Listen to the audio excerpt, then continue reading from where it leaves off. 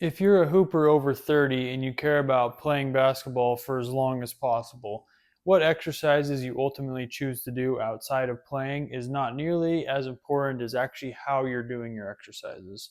I always get questions about what's the best exercises for hoopers to do. What do I think about knee over toes guys, or this specific exercise or that specific exercise? And honestly, that's one of the least important details. How you're actually doing your exercises is vastly more important than what exercises you're ultimately choosing. For example, something like a back squat can be done 1,000 different ways to try to drive different changes to your body. The entire purpose of any exercise is to add a stimulus to your body to drive a certain change. If our goal is to play basketball for a long time and do it at a very high level for as long as possible, we need to be focusing on sets and reps and frequency and volume and all of that, those parameters, in a way that are going to drive good strength gains, good gains in power output, and good tendon remodeling.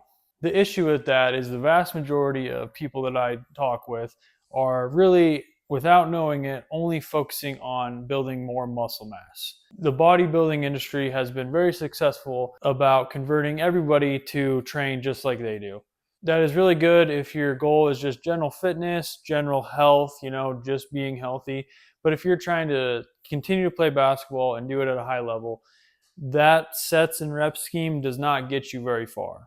Unless you look like Kevin Durant or Wemby, there's really no point of you trying to put more muscle mass on. You need a little bit of muscle mass to drive good strength gains, to drive good power gains. But the reality is, if you do those other things correctly, you'll get some muscle mass gains on top of that, while also being able to be better at basketball and play for much longer, which is everyone here's ultimate goal.